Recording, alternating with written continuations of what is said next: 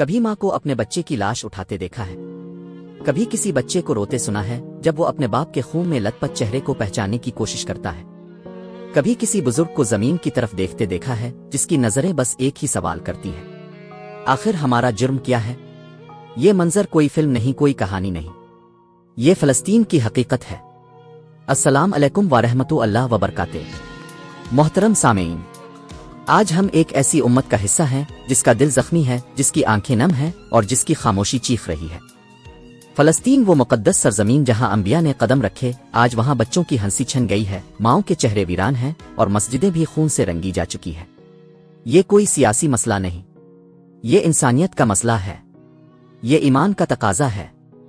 کیا ہم اتنے مردہ ہو چکے ہیں کہ ظلم کے خلاف صرف سکرین دیکھ کر آگے بڑھ جاتے ہیں؟ کیا ہمارے دلوں میں وہ چنگاری نہیں رہی جو عمر صلاح الدین ایوبی اور محمد بن قاسم کو جگاتی تھی؟